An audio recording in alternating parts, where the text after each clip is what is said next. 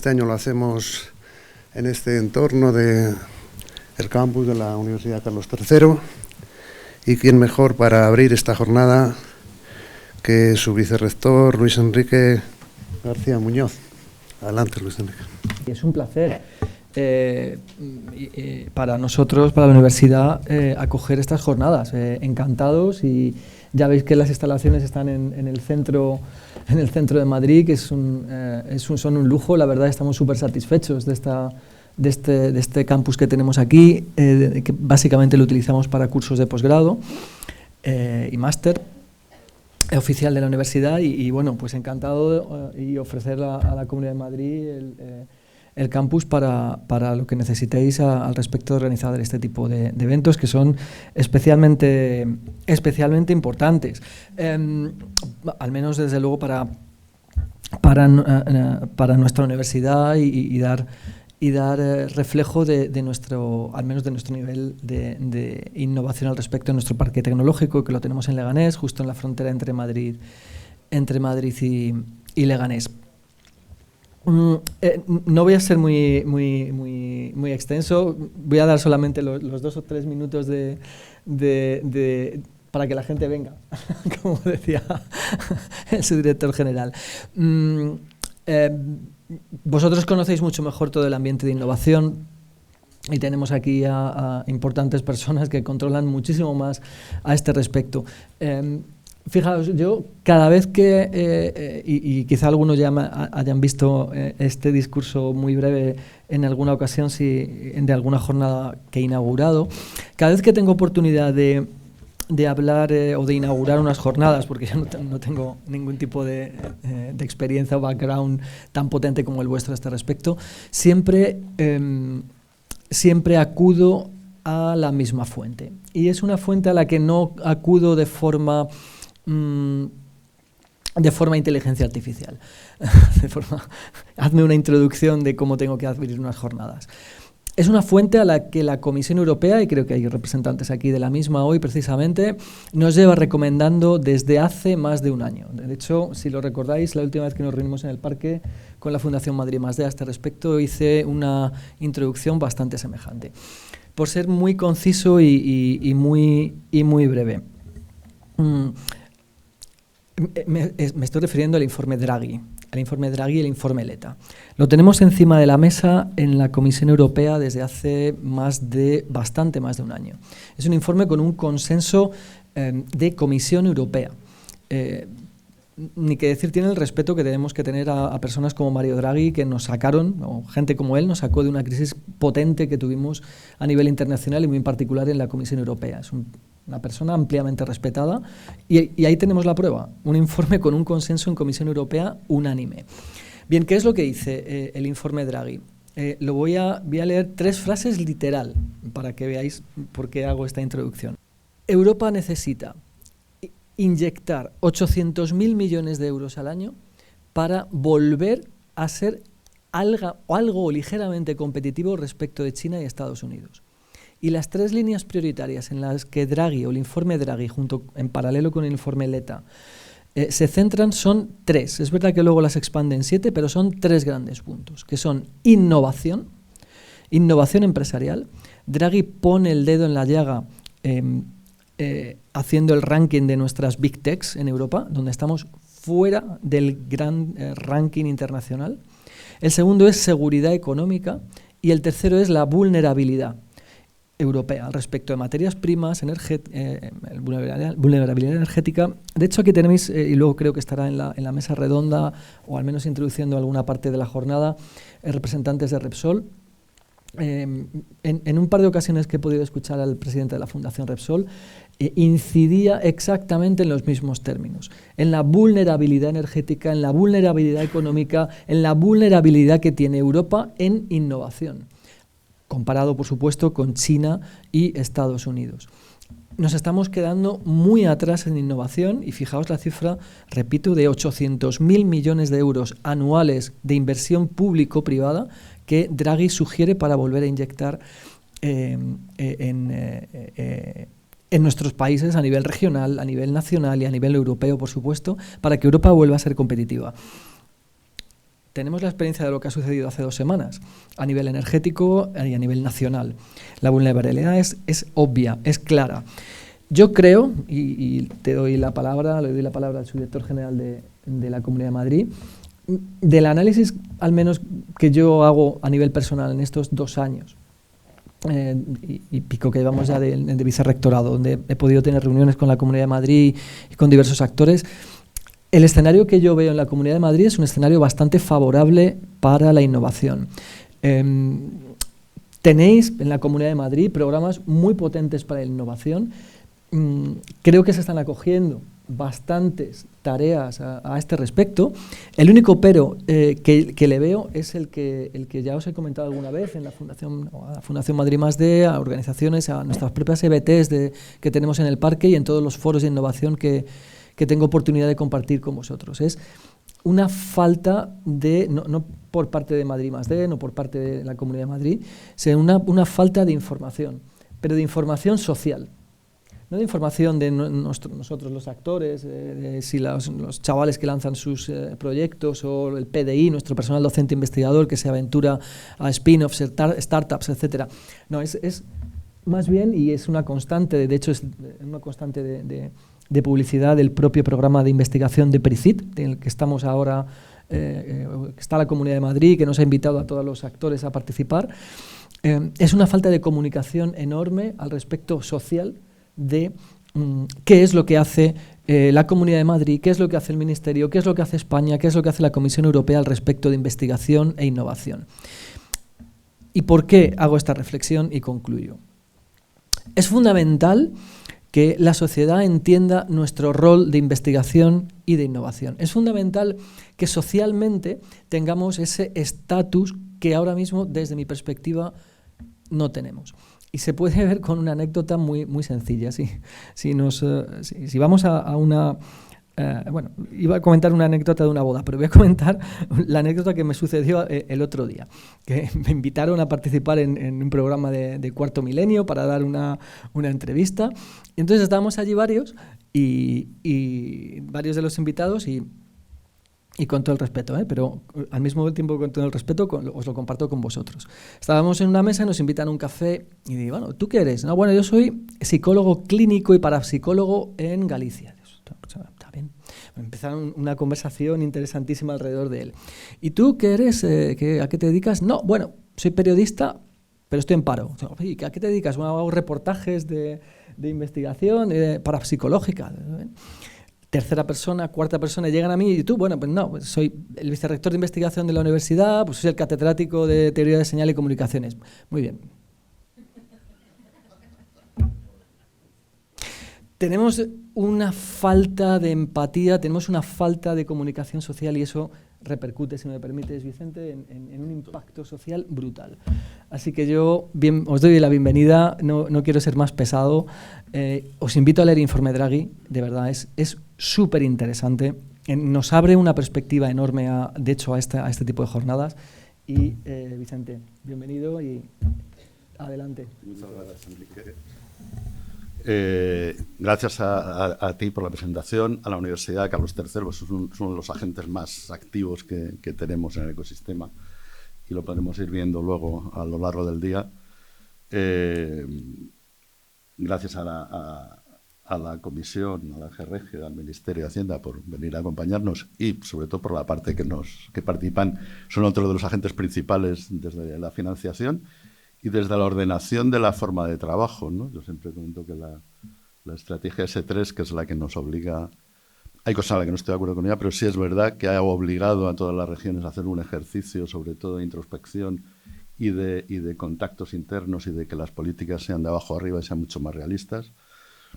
Gracias a los asistentes, porque sois el objeto, el origen y el fin de este evento. Y gracias además por el interés que habéis manifestado, porque el año pasado este acto se hizo en la sede de la comisión, en la presentación de la comisión aquí en Madrid, y este año hemos tenido que pedir a la universidad que nos ceda, a la Carlos III, que nos ceda el evento porque se nos quedó pequeño. Voy a empezar por la parte de los puntos débiles de nuestras políticas, que eso lo ha comentado Enrique, porque creo que además son muy importantes. De los 800.000 millones, las líneas que vamos a presentar hoy son bastantes más modestas, pero tampoco queremos, ahora mismo con la estructura que tenemos, tampoco queremos mucho más dinero, porque eso requeriría también una estructura para manejarla que no tenemos y que es difícil, además, tener personal que además entienda esto es complejo. Pero sí ya veréis luego en algún gráfico la evolución que hemos tenido, que ha sido muy, muy positiva. O sea, cuando se creó la Dirección General de Investigación e Innovación Tecnológica, el presupuesto de innovación me parece que eran 17,5 millones. Este año tenemos 45 y el año que viene, pues, si los compañeros de Hacienda nos permiten, intentaremos crecer o sea, que son cifras modestas, los recursos siempre son escasos, pero bueno. La parte de lo que dices tú del impulso social, yo creo que es fundamental. Fundamental, primero por todo, o sea, por la generación de talento. O sea, es fundamental que los chicos estén interesados no solo en la ciencia, entendiendo por ciencia no solo la parte del cacharreo, los microchips, incluyendo también las ciencias sociales, por la tecnología, además entendiendo tecnología en el sentido de lo que viene en la definición que viene en el diccionario de la Real Academia, que es que la tecnología es el conjunto de teorías y técnicas que permitan el aprovechamiento práctico del conocimiento. En este sentido, además ahí la Carlos III son muy activos, hay una definición de todo el proceso que yo lo siento, siempre digo que es de Alberto, siento que no sea mía la frase porque me gusta mucho, porque dice que en investigación lo que se hace es invertir dinero para sacar conocimiento, y en innovación lo que se hace es invertir conocimiento para sacar dinero al final. Bueno, dinero tanto en productos vendibles como... Y es fundamental entender eso. Y para mantener ese círculo es importante el apoyo y que haya una conciencia social. Nosotros este mes que viene empezaremos a redactar los presupuestos del año 2026, para cuando nosotros negociamos con Hacienda, y más ahora que volvemos a la senda de la estabilidad financiera, del déficit y tal, que hay una presión social hacia esto es fundamental.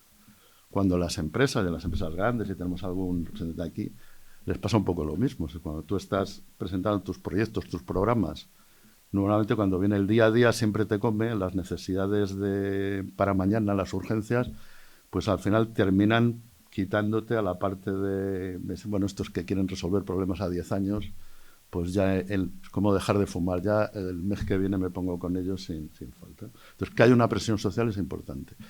Que la gente sepa lo que hacemos también es fundamental. El tema de la difusión no es baladí. A mí, además, puedo decirlo porque ahora está muy en los medios. Es uno de los hermanos Escribano, hace muchos años, me comentaba que sí, esto de las subvenciones, los apoyos financieros y tal, están muy bien, que dije, si me das una subvención no la voy a rechazar, pero yo como empresa lo que me vendría de verdad bien es que cuando voy a vender fuera, asocien Madrid con tecnología, con industria puntera y con industria competitiva, porque al final todo esto que estamos hablando se trata al final de competitividad y de productividad.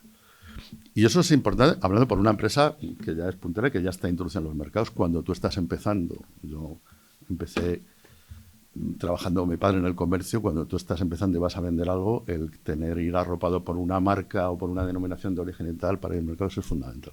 Esa pata yo creo que es uno de las asignaturas pendientes que tenemos, yo creo que todos, y también es verdad que lo digo como lo del fumar, que todos siempre decimos, bueno, pues ya el mes que viene nos ponemos con ello, a ver si empezamos así.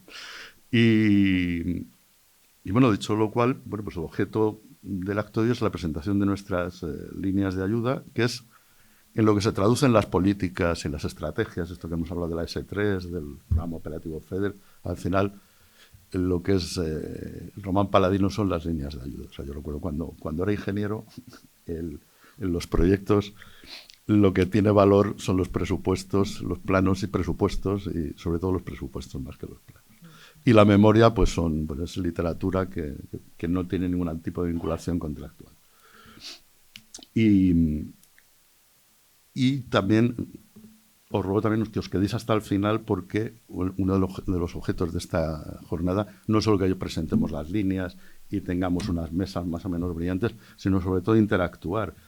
Los que nos seguís desde hace tiempo, en la administración somos muy lentos respondiendo, reaccionando, pero todo lo que se trata en estas jornadas, todo lo que hablamos con vosotros, tarde o temprano se termina traduciendo, tiene algún reflejo en estas líneas de ayuda que vamos a presentar.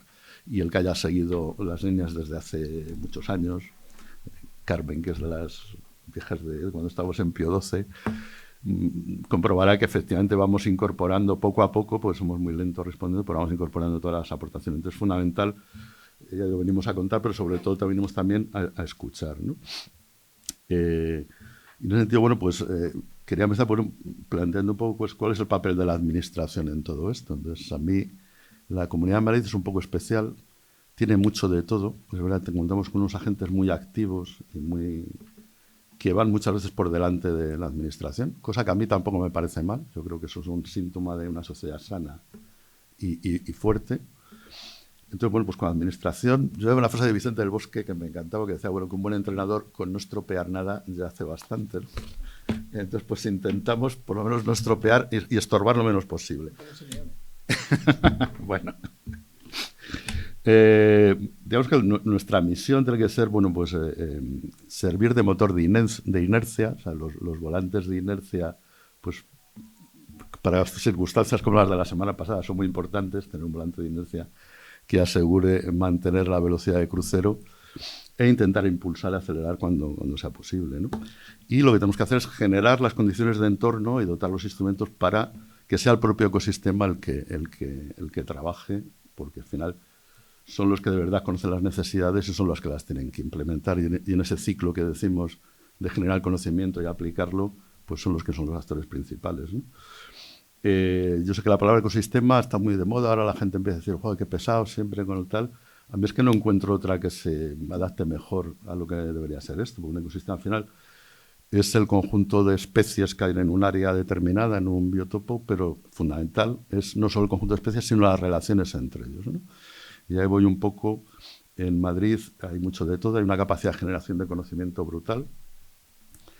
Hay un tejido empresarial muy potente, hay un sistema financiero también muy potente, hay unas relaciones, es un puente con Latinoamérica, con Europa. Y lo que siempre decimos que fallan normalmente son las conexiones entre ambos sistemas, ¿no?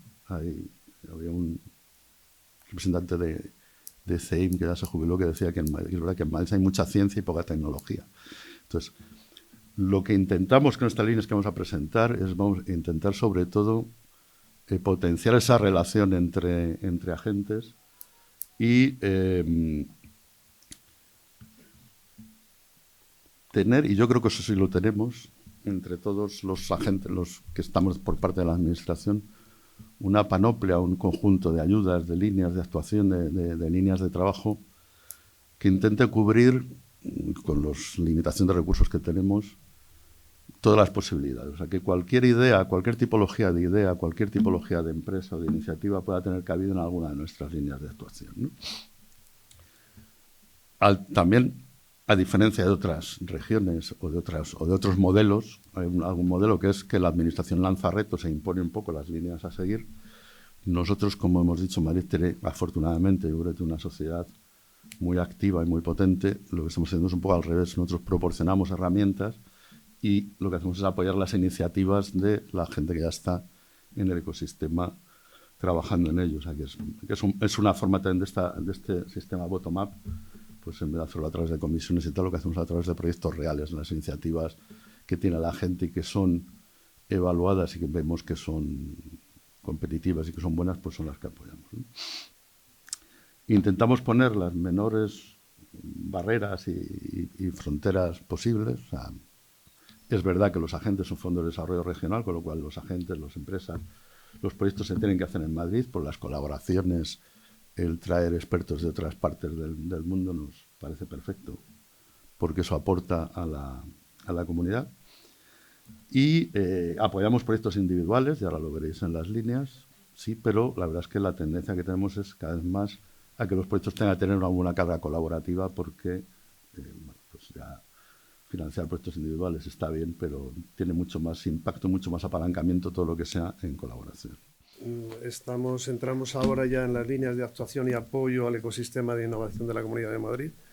Según salís a mano derecha hay un cristal de una de las salas donde hemos puesto un panel para sugerencias, comentarios, todas las aportaciones que nos queréis hacer llegar. Hay unos POSIT unos bolígrafos y después las recogeremos, y todo esto nos sirve como feedback muy interesante porque puede ser anónimo sin ningún problema, y si alguno tiene alguna cuestión concreta, particular de lo mío que hay, pues puede ir ponerlo también en un correo electrónico al que contestaremos. Muchas gracias. Inicialmente, cuando empezamos a modificar hace años todas las líneas de ayuda, había un par de líneas, eran líneas de ayuda muy lineales, muy clásicas. No había mucha interrelación tampoco entre los agentes internos, ¿no? con la Fundación Madrid +D, por ejemplo, que es una de nuestras herramientas o nuestros activos más importantes, y luego comentaré. Y ahora mismo las líneas que tenemos desde la subdirección son estas, ¿no? No voy a entrar muy en detalle de la cuantía, porque eso nos prolongaríamos mucho y sería un ladrillo. En la página web, luego vendrá la dirección, hay una presentación donde vi una ficha de cada una, donde dice, bueno, pues los startups y pymes son 150.000 euros, el 50%, todo esto, ese detalle viene ahí.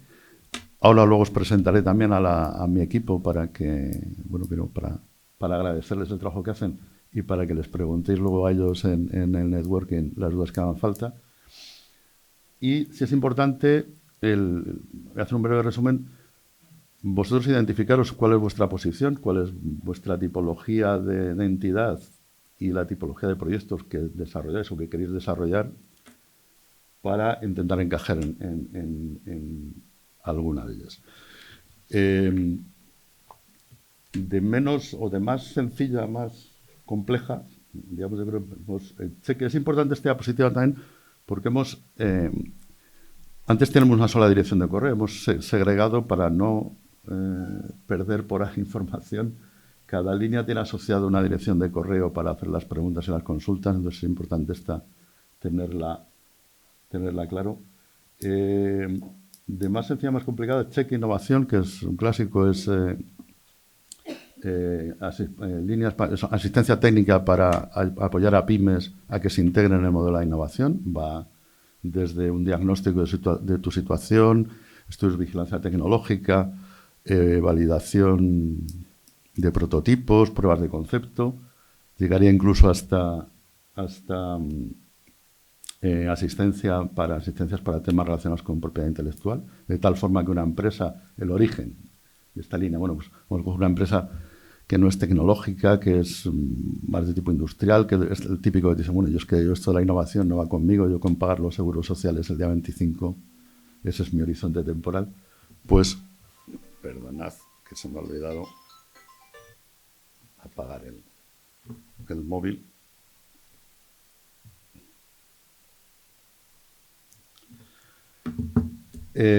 Incorporarle a este mundo, ¿no? Entonces, bueno, son ayudas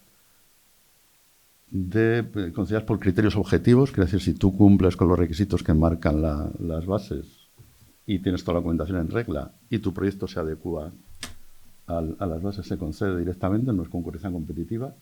Esto nos permite tener abierto la convocatoria todo el año. Está cofinanciada con fondos FEDER también, por lo cual pues tiene una serie de requisitos específicos para ello.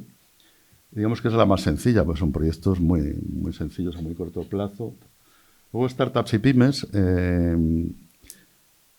que en realidad son casi 3 líneas de ayuda, ¿no? Porque hay una sublínea que va destinada a empresas de menos de un año, que es para la creación de la empresa, para la definición del plan de negocio.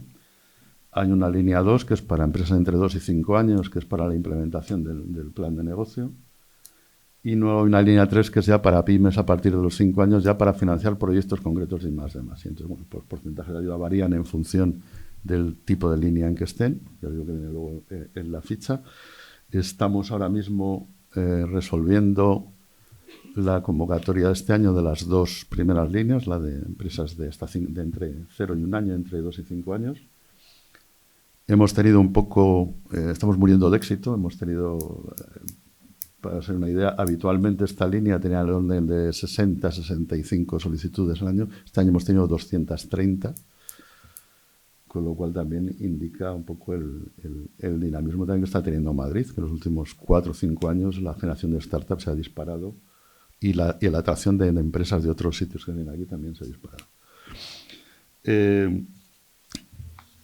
Para los que conocéis la ayuda, bueno, como novedades, sí que estamos intentando hacer simplificar todo lo posible, todo lo que podemos, sobre todo los requisitos para los beneficiarios. Vamos, los requisitos. La documentación de presentar a los beneficiarios. Hemos desagregado más los criterios de evaluación, que eso puede parecer al profano que, bueno, ¿para qué? Bueno, pues eso, para permitir, ante este nivel de avalancha de solicitudes, la posibilidad de quedarte fuera por décimas o por matices es muy importante, es muy real.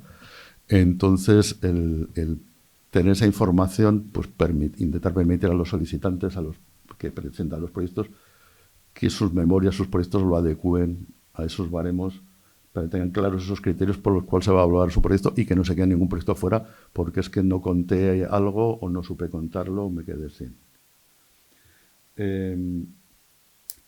La de pymes, la de proyectos de más de 5 años, la sacaremos probablemente a finales de año para resolver a primeros del año que viene. Eso nos permitirá también no tener la espada de Damocles del cierre de ejercicio, pues nos permitirá luego también dedicar más tiempo a interactuar con los posibles solicitantes, ya que la evaluación sea se hace más despacio, que siempre es más depurada.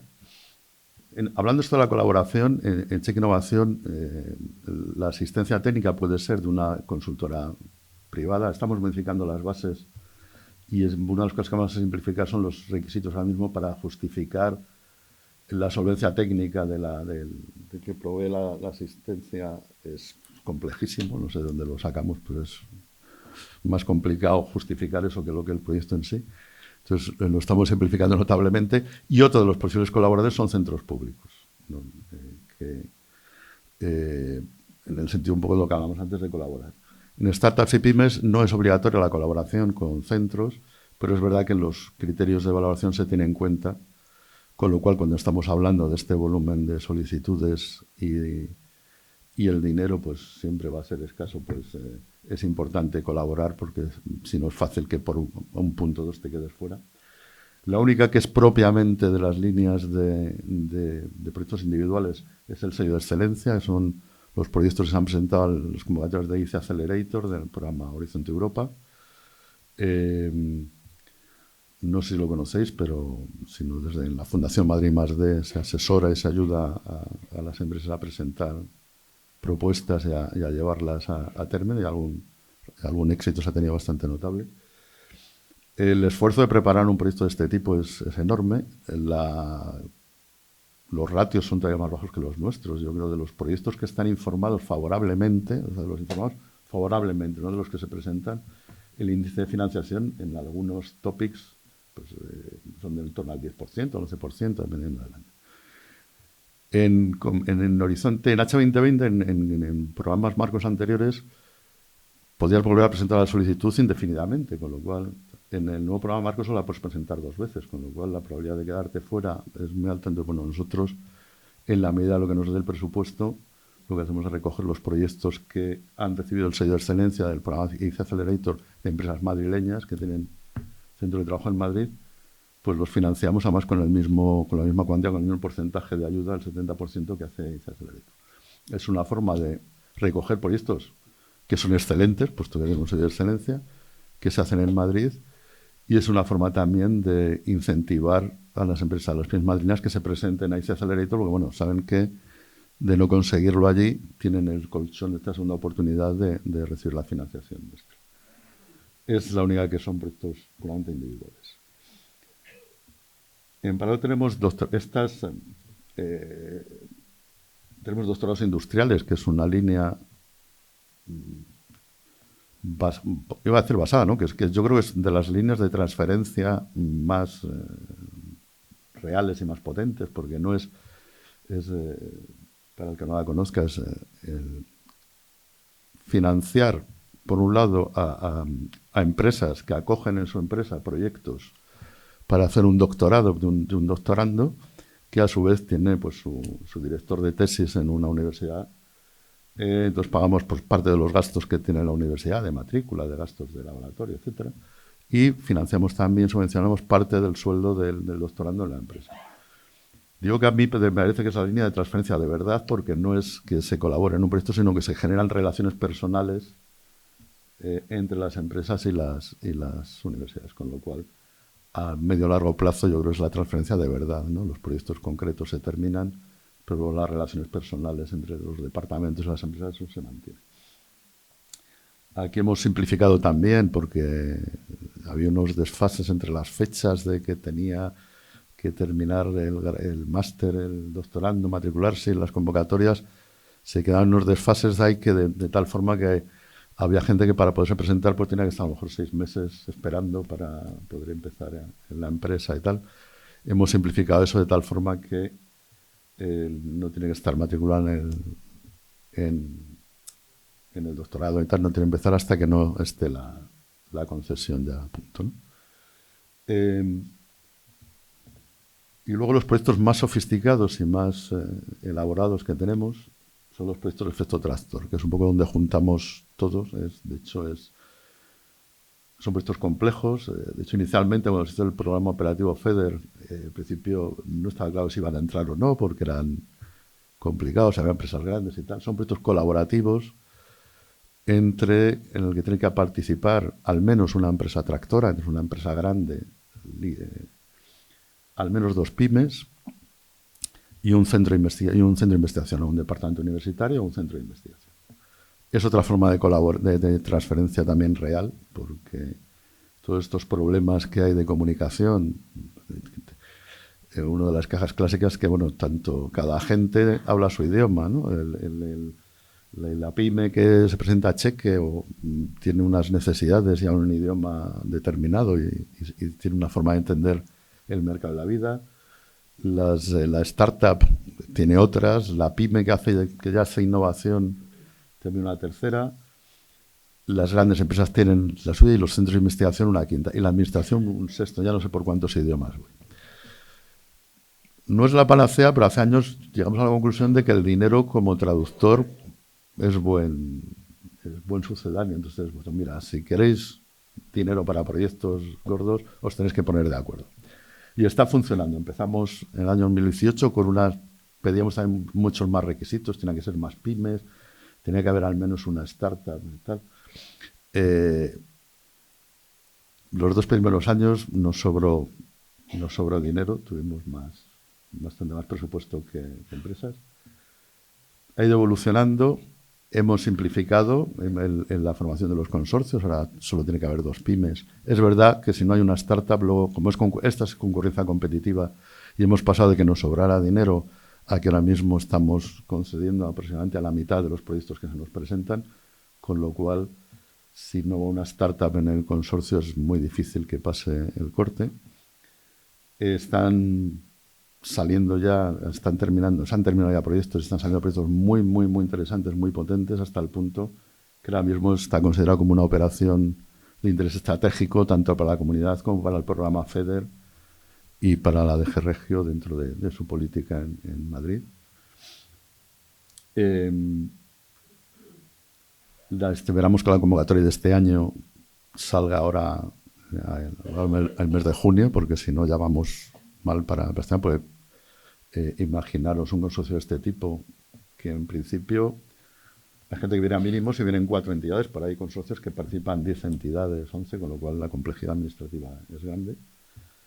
Está teniendo, pues estamos muy orgullosos, pero teniendo mucho éxito, no solo por el volumen de proyectos, sino por los proyectos que están saliendo, que están terminando y que están teniendo continuidad. Luego habrá una mesa específica para esto, ya os contaremos, porque el objetivo de esta línea no era solo financiar el proyecto, sino que se crearía alrededor de ellos una estructura. Luego, aparte, otra convocatoria es entidades de enlace, que es un poco especial, no va dirigida a proyectos de empresas, sino que va dirigida a apoyar a los agentes del ecosistema, a dinamizar no solo dinamizar el sistema, sino apoyar a los que ya están dinamizando el ecosistema.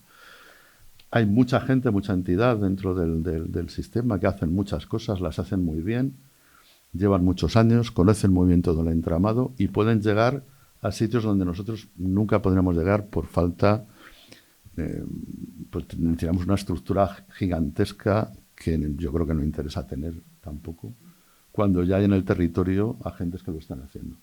Esta convocatoria es difícil de explicar. Bueno, si os leéis la del boletín, probablemente no entenderéis nada. Con lo cual sí que sugiero que os pongáis en contacto con nosotros. Y es más fácil de explicar a través de ejemplos, ¿no? Pues aquí, de hecho, hay algún cartel fuera, pues hay proyectos de la Carlos III de generación de spin-offs de la universidad. Dentro de ese proyecto había una parte que me parecía preciosa, que es que la propia universidad liberaba tecnologías que tiene patentadas, sacaba convocatorias para que pymes de Madrid, las que pasaban ese call, pues les cedían la tecnología y les mentorizan en su aplicación. Hay alguna fundación que está dando asistencia gratuita a pymes para temas relacionados con propiedad intelectual y con patentes. Hay algunas asociaciones empresariales que están haciendo transferencia inversa, que es identificar necesidades para luego comunicárselas pues, a las universidades de la comunidad. La Politécnica consiguió, que es pues, una tarea que no os podéis imaginar, intentar centralizar en un solo catálogo toda la oferta tecnológica de la Politécnica, que es un trabajo de, Hércules. Y ha creado también un market, una especie de... Y también ponerla a disposición de las empresas y liberar también patentes para esto. La fundación del CSIC está también haciendo trabajos específicos. Se han realizado trabajos de identificar a todos los agentes, de mapear todo el ecosistema. En alguna también del CSIC tenía uno que a mí me gustaba mucho, que es no solo generar spin-off, sino identificar, buscar CEOs para esas empresas, para esas... Evidentemente, el perfil del investigador no es un perfil, salvo excepciones, no es un perfil empresarial, bueno, buscar CEOs. Es una convocatoria, es un proyecto que está teniendo también muy buenos resultados, está dinamizando mucho el ecosistema, tiene un apalancamiento brutal. Yo creo que el impacto con los presupuestos que tenemos, que son convocatorias son proyectos a 3 años, 4,5 millones, o sea, 1,5 millones al año, el impacto real que tiene en la sociedad es muy grande. Y voy a intentar avanzar porque estoy enrollando mucho. Es un poco la descripción global de las ayudas. Yo os digo que el detalle está en la presentación. Lo que hablaba antes de cualquier tipología de idea es que vamos de TRLs, los TRLs bajos, no sé si conocéis el concepto, que es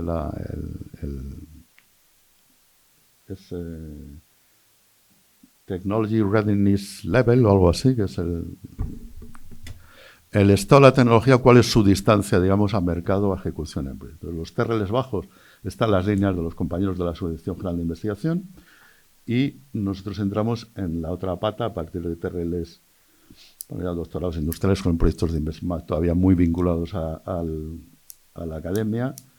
Los consorcios de efecto tractor pues tienen un rango muy amplio, porque evidentemente tiene un elemento de mercado muy potente, porque por eso la gran empresa, que es la que aporta normalmente la idea de mercado y el pulmón financiero y tecnológico muchas veces, pero el que haya una pata de centro de investigación hace que tenga una parte de investigación muy potente. Las entidades de enlace son también muy horizontales y sello de excelencia, startups y PNC que están ya muy cerca del mercado. Fuera de carta, como tenemos otra convocatoria que estamos trabajando en ella, que esperamos que salga a mediados de año.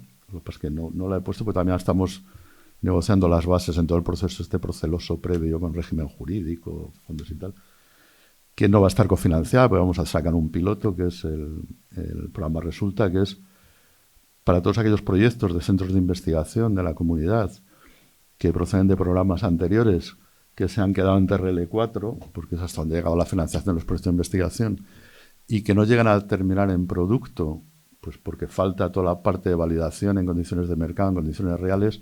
Vamos a sacar un programa este año, vamos a sacar un piloto para proyectos de bio, y esperemos que salga pues, probablemente a mediados de año. Yo no lo he puesto, pues está todavía en fase de negociación con la parte jurídica, ¿no? Entonces, digamos que en función del TRL que os encontréis, pues podréis entrar en algún proyecto de este tipo. Luego ya en función de la tipología de agente, aunque los expertos hablan de la cuádruple hélice y tal, nosotros hemos desarrollado otro concepto que es el tetraedro, que vemos el sistema, el ecosistema madrileño de investigación e innovación, lo vemos como un tetraedro, en el que vemos en cada vértice está uno de estos elementos de los agentes sociales, la empresa, las administraciones públicas y la academia. Bueno, y a lo largo de los planos y de la recta de intersección de esos planos es donde se mueven los proyectos que financiamos, ¿no? Y el conjunto sea el ecosistema. Entonces, en ese sentido,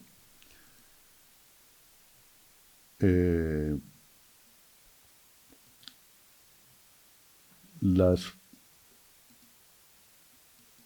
agentes estarían en estos planos y doctorados industriales, por ejemplo, estarían en la asociación entre academia y empresa, en toda tipología de empresa. Los proyectos TODEJA, de efecto tractor, exactamente igual. Los de startups y pymes entrarían pues en pymes, en startups. Sello está más dirigido a pymes. Ya para presentarte en un proyecto de Europa tienes que tener un cierto bagaje. Y Cheque también está dirigido a pymes ya asentadas, ¿no?, en la fase de startups. Entidades de enlace englobaría todo y resulta, entraría en la parte de abajo de la academia, aunque con una conexión importante tanto con administraciones como con empresas. Podríamos que el objeto es que esos proyectos que se han quedado todavía en TRL4 que puedan interactuar o bien con futuros usuarios, que pueden ser o bien administraciones públicas, estoy pensando en el caso de hospitales o etcétera, o bien con empresas para validar esos proyectos a nivel de condiciones de mercado. Esto es el histórico de ayudas, aparte de para sacar pecho en eso que decíamos, de que empezamos con 17 millones y ahora vamos ya por 45. Es un poco el histórico desde el año 20, desde que empezamos un poco el programa operativo.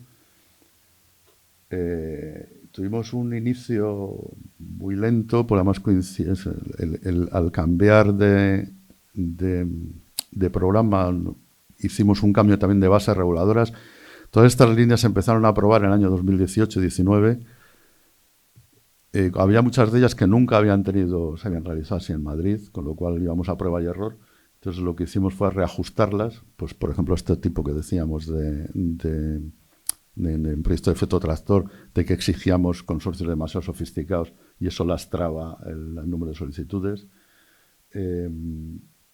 Igual en otras convocatorias. Entonces digamos que el año 2021 fueron muy al ralentí. A partir del 22 el número de solicitudes y de concesiones se ha disparado. Pasa igual, iniciamos con una ejecución presupuestaria, que es el indicador, digamos, tipo político más, así, una ejecución presupuestaria muy mala, pues en torno del 45 al 50%. El año 2024, pues con un esfuerzo de nuestro equipo muy potente, llegamos a un 94% de ejecución, que para unas convocatorias que son a demanda está muy bien. El del porcentaje de éxito es el ratio de concesiones. Sí es importante que os fijéis en él, por lo que hablaba antes. Las convocatorias que son en concurrencia competitiva, que son doctorados, startups, pymes, proyectos de efecto tractor, entidades de enlace, como veis, tienen unos ratios relativamente bajos, sobre todo la parte de startups. Hay muchas solicitudes, entonces es muy importante el preparar bien la solicitud de los proyectos. Es importante leer bien las convocatorias, leer bien los baremos de concesión, contactar con nuestras áreas. Intentamos hacer cada vez que va a salir una convocatoria a ver algún tipo de actuación o presentación o presencial o bien un webinar para intentar, porque todo el tiempo que dediquemos, por ejemplo, hoy a resolver dudas a tal, al final supone menos trabajo para el solicitante, más probabilidad de éxito y también supone menos trabajo para nosotros, porque cuando más limpios, más netos vienen los proyectos, más fácil es luego evaluarlos y resolverlos. En Cheque, por ejemplo, llama la atención, tiene un ratio muy bajo, porque durante años hemos tenido muchos proyectos que no eran en realidad de proyectos innovadores, sino que traían cosas que no encajan en nuestras líneas y probablemente encajen más en otras, como el kit digital o alguna cosa de este tipo, ¿no? Todo cual también es importante preguntar antes de lanzar, porque el hacer, por muy sencillo que sea, el preparar una solicitud es complejo y por una solicitud de algo que luego no encaja directamente en la línea, pues es un poco trabajar en balde y tal. En entidades de enlace el ratio es mayor. En los proyectos de efecto tractor está en torno al 50%, con lo cual volvemos a lo mismo. Son proyectos que llevan mucho trabajo preparar una solicitud. Es importante hacerlo bien. En doctorados igual, en doctorados está en torno al 50%. En cuanto a ayudas concedidas, bueno, esto lo tengo que explicar un poco porque trabajamos con proyectos plurianuales, ¿no? Entonces, por ejemplo, en el año 2025 vamos, digamos, a pagar proyectos nuevos por valor de 27 millones. En realidad vamos a comprometer gasto, o porque entendemos comprometer gasto por valor de unos 52 millones, porque hay proyectos, hay convocatorias que son plurianuales. La de pymes, doctorados, enlace y efecto tractor son plurianuales, con lo cual se concede más. Pero ahí sobre todo quiero indicar un poco la evolución. O sea, hemos pasado de conceder 16 millones en el año 2020 a conceder 44 en el año 2024. O sea, supone un esfuerzo presupuestario y un esfuerzo pues bastante importante, ¿no? Aunque no lleguemos a los 800.000 millones, pero tampoco sabríamos manejarlos, yo creo. Entonces, lo digo porque es importante sobre todo tener los ratios de éxito para las que son concurrencia competitiva. Cheque y sello son, estas que digo que son por criterios objetivos, yo cumplo y si te conceden, entonces es importante también asegurarte que cumples con los requisitos. Lo más, por lo que habéis venido todos aquí, supongo que es a por el dinero y sobre todo ver cuándo se van a sacar las convocatorias. Ese es el calendario, está colgado en la página web. Digamos que las próximas estamos resolviendo doctorados y startups. La pymes, bueno, vamos a intentar resolverlas a lo largo en el mes de junio, y vamos a intentar también la línea 3 de esta de pymes sacarla a finales de año, que es la que son para proyectos, o sea, ya no es para plan de negocios, para proyectos de pymes de más de 5 años. Efecto tractor, esperamos publicarla. Bueno, era muy optimista el cálculo que hicimos allá, hemos puesto en abril. Intentaremos que va a ser en junio, porque más allá no nos podemos ir tampoco. Resulta, vamos a intentar sacarla en junio y en días de enlace también a lo largo del otoño, ¿no? Cheque y sello, en principio deberían estar abiertos todo el año. Es verdad que no hemos sacado la orden de disponibilidad de crédito porque bueno, hemos tenido un problema de personal, que se nos ha ido gente, que no hemos podido cubrir las plazas. Entonces, como el equipo es muy limitado, el equipo que lleva estas líneas, que ahora os presentará al jefe de área, ya su antes, pues no dan más de 100. Vamos a esperar a resolver doctorados y startups, que se lo llevan ellos también, para poder centrarnos en la otra convocatoria. Ya os digo que está colgado en la página web. Hay otra pata importante, yo creo que me estoy yendo de tiempo del todo, ¿no? Pero bueno, aceleraré. No solo están las ayudas de nuestra subdirección. Tenemos un elemento muy importante que es la Fundación Madrid +D, que hace tareas también de financiación, se ha incorporado alguna, pero hace sobre todo tareas de apoyo a todo el ecosistema alrededor. Tiene incubadoras como la ESAVIC, cofinanciada con la Agencia Espacial Europea, para proyectos, para empresas que tienen tecnologías relacionadas con tecnologías del espacio, no empresas que se dedican a diseñar satélites, sino que estén relacionadas con esas tecnologías. Todos los años se acogen en torno entre 6 y 8 empresas en esta incubadora.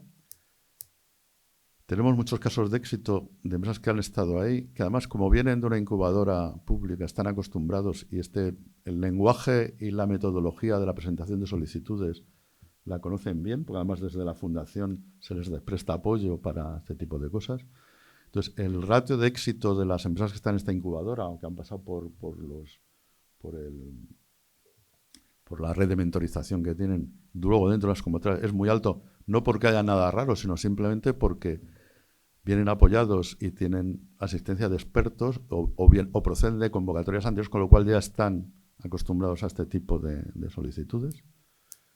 Tiene otro programa que es Health Star, que igual que es de acompañamiento desde la idea. Digamos que aquí se cubren incluso fases previas a nuestras ayudas. se presta asistencia para desde una idea, en este caso relacionada con temas relacionados con salud, para a partir de esa idea poder llegar a crear una startup o patentar esa idea, terminar en una patente. Tienen foros de inversión, se ayuda, había algún foro de inversión, el año pasado hubo un par de ellos muy interesantes para proyectos Deep Tech. Tiene también una red de expertos que hace consultoría, mentorización de una red de mentores muy potente y coaching. Asisten a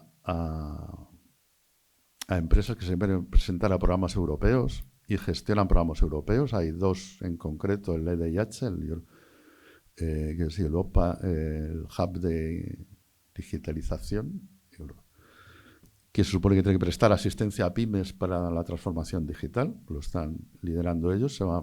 Están terminando un programa, nos vamos a presentar al siguiente. Hay un proyecto que luego presentará Juana de RIP Circular, que es un valle de innovación en el que lideramos un consorcio en el que participan 6 regiones, ¿son? 6 regiones de Europa, que va a llevar asociado, aparte de intercambio de información, va a llevar asociado también convocatorias específicas de ayuda para economía circular. Y digamos que cubren un poco, nosotros digamos que somos la parte más financiera, ellos cubren la parte más de apoyo. Tienen también una línea de Deep Tech en el que hay una pata parecida a la de Startup, que financian proyectos, pero tiene una que es muy, muy importante, que ahí la ayuda es para la creación de startups, de spin-offs con Deep Tech de los centros de investigación. Y esta es la que decía que es la más importante, que son los correos de contacto y en la web. La presentación buena, donde vienen todos los detalles de los porcentajes de ayuda, no sé qué tal, está en la de Inversión e Innova. Ahora de cara para el networking que haya después y tal, mi equipo estará dispuesto. Doctorados industriales, startups, pymes, cheque y soy de excelencia, lo lleva Luis Miguel y Juan Carlos, saluda. Es que entidades de enlace y el programa Resulta lo lleva César. Lleva también los premios Fermín Orduña, que aparece ahí, que no es una ayuda propiamente dicha, aunque lleva asociado una cantidad de dinero. Digamos que es un poco la guinda, ¿no? Que son los premios, por un lado, a la carrera innovadora, a alguien que haya aportado durante toda su carrera profesional al tejido de la innovación tecnológica en la Comunidad de Madrid. Y ya luego hay otro premio que es para los jóvenes innovadores, que a mí se me da, la verdad es que bastante rabia, pues digo, joder, ¿qué he hecho yo con mi vida? Porque hay gente con 27 años que ya he hecho como 2 o 3 veces más de lo que me da mucha envidia. Lo lleva también César y el programa de proyectos de efecto tractor lo lleva Antonio.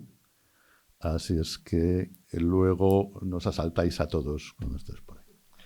Y creo que me he pasado de tiempo, pero bueno, espero que ha sido esclarecedor. Mensaje sobre todo, creemos que cada idea y cada tipología de empresa tiene su cabida en tanto en nuestras líneas como como los servicios y las líneas que tiene la Fundación, y lo que es muy importante es el contacto para tener los conceptos claros. Muy agradecido con la Comunidad de Madrid por la invitación a estar aquí el día de hoy. Y bueno, un poco lo que he preparado es nuestras experiencias, líneas de pensamiento, principios, ¿no?, que hemos construido en los últimos 8 años que llevamos en TheCube, ¿no?, que llevamos desarrollando este proyecto. Y bueno, también les contaré un poco sobre TheCube, de qué trata y algunas cosas interesantes, ¿no?, que hemos conseguido desde Madrid en estos últimos 8 años, ¿vale? Bueno, les cuento un poco sobre el principio fundamental de TheCube, ¿no? Al final, TheCube lo montamos bajo el principio de que cada proceso que hace una gran empresa eficiente mata la innovación, ¿no? Porque al final nos hemos enfocado en las últimas décadas, ¿no?, en generar eficiencias operativas, eficiencias en nuestros productos, en nuestros servicios, donde al final estamos generando procesos rígidos, ¿no?, procesos establecidos donde las personas que se encuentran dentro de nuestras organizaciones les inhibimos, ¿no?, un poco de esa flexibilidad, ¿no?, de exploración, de prueba, error, fracaso, que es tan importante en la innovación, ¿no? Solo Solo por esto dijimos, bueno, ¿qué podemos hacer para ayudar a estas grandes corporaciones que tienen tales infraestructuras, recursos, prestigio en el mercado para poder reinventarse con las nuevas tecnologías, con nuevas metodologías, para poder crear aún más valor del que han creado y aumentar su longevidad, ¿no? Porque al final las empresas, como los seres humanos, nacen, crecen y si no se reinventan, ¿no? Llega un punto en el que mueren. Otro punto interesante es que las ventajas competitivas cambian, ¿no? Antiguamente, cuando la tecnología maduraba a una velocidad mucho más lenta, la tecnología y el conocimiento eran menos accesibles, ¿no? Nuestros productos o nuestros servicios perduraban mucho más en el tiempo y con una patente, con una base de producto, podemos ser competitivos durante muchos años, ¿no? Ahora los principios de competencia en las organizaciones están cambiando, ¿no? Nosotros desde The Cube vemos que una pieza fundamental es la capacidad de aprendizaje que tenga la organización, ¿no? A día de hoy hemos visto en los últimos 2 años todo lo que ha ocurrido alrededor de la inteligencia artificial. ¿Qué pasa si nuestra organización no es capaz de aprender sobre estos nuevos modelos, cómo aplicarlos? Y no solo la organización, las personas que están en la organización, ¿no? Por lo cual, la capacidad de aprendizaje, el ratio de aprendizaje que tenga nuestra organización va a ser una de las piezas fundamentales que nos va a permitir reinventarnos, ¿no? Y poder seguir siendo válidos en el mercado. Luego tenemos la simplicidad.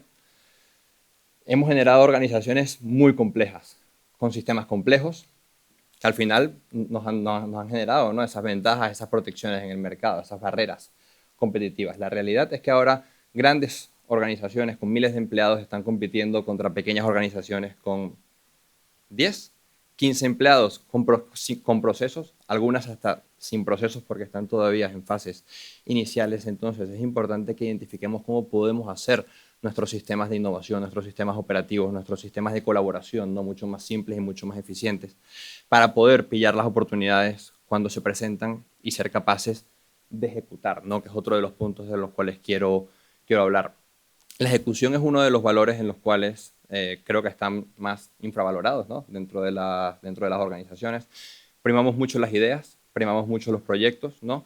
Pero muchos de estos proyectos, muchas de estas ideas terminan en lo que los americanos llaman PowerPoint Dreams, ¿no? O sueños de PowerPoint, ¿no? ¿Cuántas en las organizaciones vemos, estoy cansado de ver, cementerios de PowerPoint? Porque las ideas no son escasas. En las grandes empresas hay gente muy brillante, gente con mucho conocimiento sobre sus industrias, que tienen la capacidad de identificar esas oportunidades, sino que el gran reto es cómo vamos a ser capaces para ejecutar, para poner en marcha y para crear ese valor en el mercado, ¿no? Luego en una mesa vamos a hablar de invención a innovación, cómo hacemos que todos estos desarrollos, estas ideas, estos conceptos los convirtamos en productos que, como decía Vicente al principio, no solamente se queden en una idea o en un prototipo, sino que puedan comercializarse, ¿no? Y aportar y generar valor para la economía, el Estado y las organizaciones, ¿no? Y luego la velocidad cada vez es más importante, ¿no? Vemos el ritmo sobre el cual están avanzando las tecnologías, a veces es casi frenético, ¿no? Y no sé si buena noticia, mala noticia, pero es que cada vez va a ser más rápido. Entonces, si no somos capaces de adaptarnos a esa velocidad y de poder generar innovación, generar productos, generar servicios de una manera cada vez más acelerada, nos vamos a quedar atrás y siempre va a haber alguien que nos va a poder pasar, ¿no? El tercer punto sobre el cual quiero hablar es el impacto que están teniendo las nuevas tecnologías sobre la economía, ¿no? En este gráfico podemos ver que el impacto que tendrá la inteligencia artificial en los 5 siguientes años, ¿vale? Será hasta casi el triple de lo que fue el impacto que generó el Internet, ¿no? En el PIB real. Por lo cual, pensemos en nuestras organizaciones, pensemos también en la administración pública. ¿Cómo esto va a afectar? El Internet ha cambiado la forma en la que interactuamos, nos relacionamos, compramos, conectamos. Ahora esta nueva tecnología, ¿no? Que bueno, que ya no es tan nueva. ¿Cómo va a cambiar la forma en la que operamos, trabajamos, interactuamos y hacemos negocio, ¿no? Evidentemente esto va a generar una vuelta, vamos a tener que darle la vuelta a nuestras organizaciones como al calcetín y a partir de ello generar esas nuevas organizaciones que estén basadas en estas nuevas tecnologías como principio fundamental, ¿no? Dicho esto, como 3 puntos, iniciales. Uy. Vamos a ver. Hay algo de la señal, tengo que poner el brazo un poco atrás. Como base inicial, ¿no? Bueno, estos son 3 principios, son 3 fundamentos sobre los cuales nosotros consideramos que es relevante implicarnos, ¿no? Pero más que ello, al final, la innovación es algo que muchas veces se confunde con lo que es percibido, ¿no? Muchas organizaciones han generado modelos de innovación en los cuales al final nosotros llamamos teatrillos de innovación, ¿no? Porque al final la innovación se confunde entre lo que se ve y lo que realmente es. La innovación es algo que es a largo plazo. La innovación no solo es lo que se percibe para afuera, sino lo que las personas dentro de la organización están haciendo, el cambio que estamos generando y hacia dónde estamos yendo, ¿vale? Para generar un cambio estético alrededor de una organización lo podemos hacer, ¿no? A través de marketing, a través de campañas de comunicación, al igual que nosotros los seres humanos, ¿no? Si yo quiero lucir mejor, mañana puedo ir a un cirujano plástico. Voy a un cirujano plástico y me quita las arrugas, me hace ver algunos años más joven, me puedo pintar el cabello, ¿no? Y luzco más joven. Pero si realmente quiero vivir mejor, quiero vivir más años, ¿qué tengo que hacer? Tengo que hacer deporte, tengo que comer sano, tengo que tener mejores hábitos, quizás relacionarme con mejores personas. Es un trabajo que no se va a percibir de un día a otro. La gente que me rodea no va a ver de un día a otro algún cambio porque estoy yendo al gimnasio, estoy comiendo sano, estoy teniendo mejores hábitos. El cambio se va a percibir a largo plazo. Quizás el cambio físico no va a ser tan evidente, pero el cambio en cuanto a mi salud sí lo va a ser. Es algo que va a tomar tiempo. En la innovación tenemos que tener paciencia. Los resultados en la innovación no se suelen ver a corto plazo, para nada. Los procesos de innovación son lentos, son caóticos, son experimentales, basados en prueba y error, por lo cual no hay un camino para innovar que sea bonito o que nos vaya a dar resultados evidentes y que puedan lucir de buena manera en un corto plazo. Es un proceso que tenemos que entrenar a nuestras personas, generar procesos que nos permitan innovar y darle tiempo para poder ver los resultados en ello, ¿no? Esto es no sé si alguno acá ha tenido la oportunidad de leer el libro Antifrágil de Nicolás Nassim Taleb. Es uno de mis libros favoritos, de verdad, es espectacular. Donde él básicamente, él se refiere a las personas, ¿no? Pero para mí es un símil que podemos llevar a las organizaciones muy interesante, ¿no? Porque al final hay 3 tipos de organizaciones, como hay 3 tipos de personas, ¿no? Tenemos las personas frágiles o las organizaciones frágiles, ¿no? ¿Qué es una organización frágil, una persona frágil? Es como un vaso de cristal, ¿no? ¿Qué ocurre con un vaso de cristal, una bombilla si lo lanzo al suelo, si le ocurre un cambio, si tiene un shock? Se rompe y no puedes volverlo a componer, ¿no? De la forma en la que estaba antes. Por lo cual, ¿qué haces con un vaso de cristal? Coges y lo pones en un sitio, ¿no? Donde nadie lo pueda tocar para evitar que pueda recibir algún impacto exterior y se vaya a romper, ¿no? Imagínense una organización frágil. Una organización frágil es cuando viene cualquier impacto no esperado del exterior, se derrumba. Vivimos en un entorno económico donde el cambio está en el día a día, por lo cual no podemos tener organizaciones frágiles con procesos frágiles. La fragilidad no es una opción. ¿Qué es lo opuesto a lo frágil? Lo robusto, ¿no? Pero ¿qué ocurre con lo robusto? Lo robusto no cambia ante los golpes externos. Lo robusto es rígido, como una roca. Yo lanzo la roca de la misma distancia en la cual estaba lanzando el vaso de cristal. ¿Y qué ocurre con la roca? No va a cambiar. Por lo cual, si no cambias, dejarás de ser relevante para el mercado. No tienes longevidad como organización. Nicolás Nassim Taleb habla de organizaciones antifrágiles, ¿no? ¿Y qué es una organización antifrágil? Es una organización que está constantemente expuesta al cambio, a golpes externos. De tal forma en la que cuando realmente viene un shock, cuando realmente viene un cambio tecnológico, un cambio económico, un cambio social al cual tenemos que adaptarnos rápidamente, la organización ya está acostumbrada a hacerlo y lo podrá adoptar de la mejor manera posible, ¿no? Durante la pandemia, en el año 2020, ¿no? Vimos muchas organizaciones antifrágiles adaptarse de manera rápida a las situaciones del mercado, al contexto del mercado, ¿no? Algunas que tenían negocios con dependencia física pasaron al mundo online, algunos que tenían empleados de manera física en determinadas infraestructuras consiguieron la forma, ¿no? De poder operar en remoto, de poder operar incluso operaciones con impacto físico de manera virtual, etc., ¿no? Entonces, Pero a su vez vimos otras organizaciones que no pudieron adaptarse al cambio porque eran organizaciones o muy robustas en sus procesos y en su forma de ser, o muy frágiles y simplemente no consiguieron adaptarse a tiempo, ¿no? Por lo cual, esa constante exposición a lo nuevo, esa constante experimentación que inherentemente lleva al fracaso, nos permitirá ser mucho más fuertes, ¿no? Cuando vengan cambios, cuando el mercado, ¿no? lo requiera.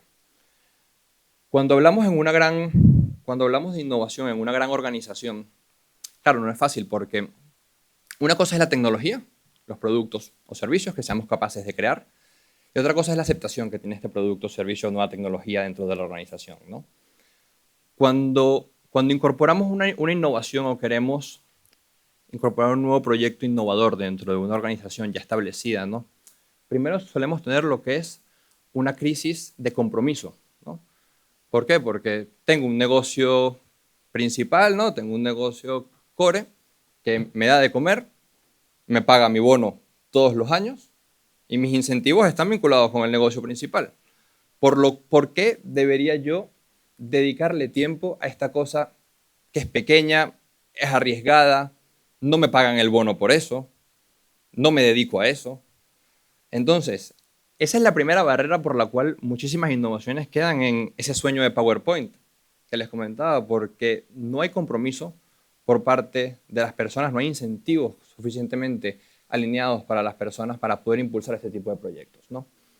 Luego, afortunadamente, algunos de estos proyectos cruzan esa barrera, ¿no?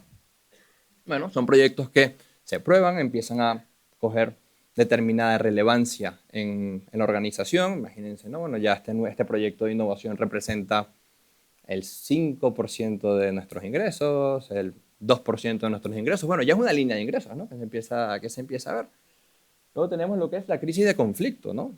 Vale, ¿a qué me dedico? Hay esto nuevo que está creciendo, que tiene buena pinta, pero todavía tengo un negocio principal al cual tengo que cuidar.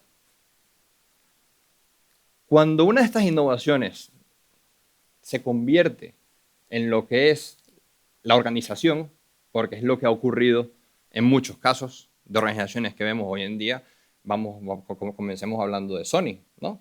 Que Sony comenzó con VHS, comenzó con CDs, ahora es una de las empresas pioneras en videojuegos.